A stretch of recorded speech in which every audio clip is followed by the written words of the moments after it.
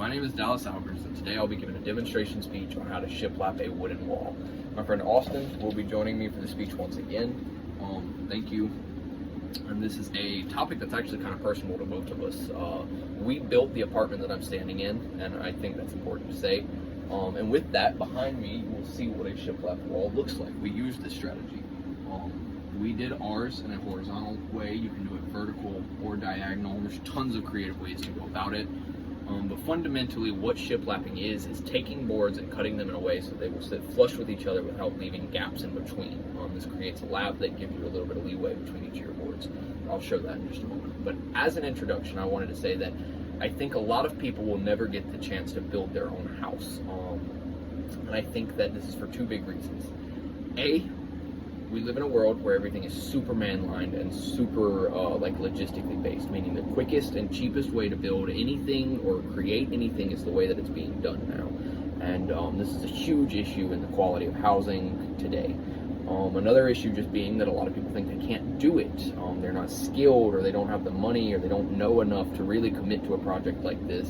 And coming from somebody who did not know how to build or do any of this prior to building my apartment, I think that it's a super neat skill to know, and I think that just by showing something like this, it can inspire some creative juices to flow for bigger projects. This has saved us a lot of money long term. Realistically, it has. But as a list of things you will need a table saw that's necessary, and getting that is not that difficult. You can rent one from a hardware store, and you can also buy one. I mean, they're not super expensive these days. You will need planks of some sort. Just as some scraps that I have, we used a 1/2-inch edge by 6-inch length board for all of our boards essentially. And then you'll need a measuring tool like a ruler or tape, as well as like something to draw with, like a pencil or pen. It really is not a big deal.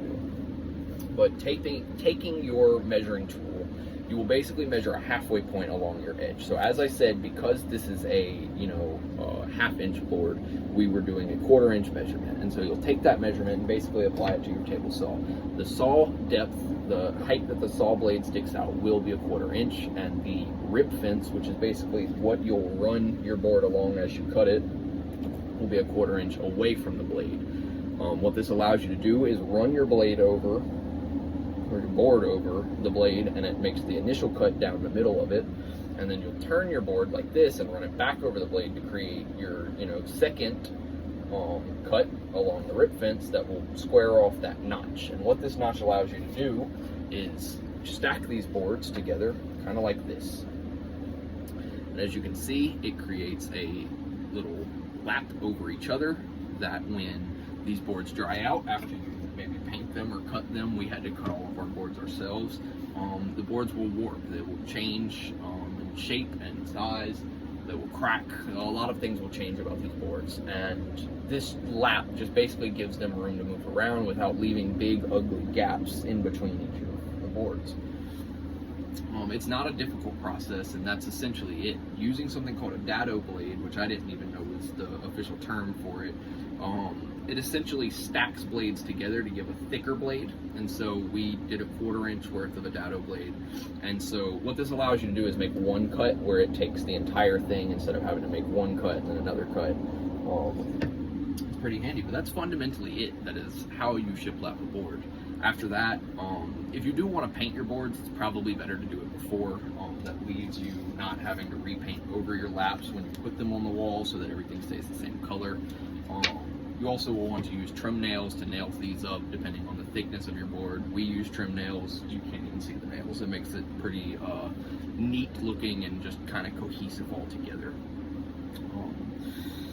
Some people like to use a coin to space the boards out after they've cut them and nailed them up. And so what this does is when you use a coin to put a gap in, I don't have a coin with me, but essentially what it does is it puts a space in between the boards so that they will have room to move if they stretch versus if they shrink.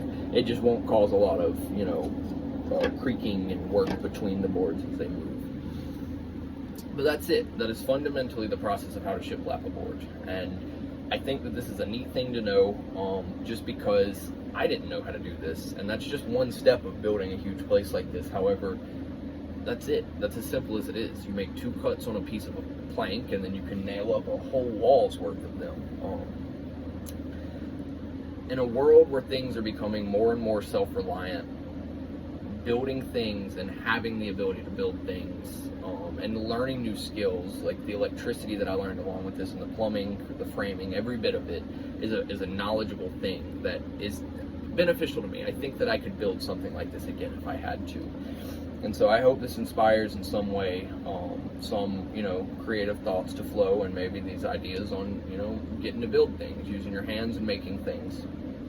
But that's about it, and thank you for watching my demonstration.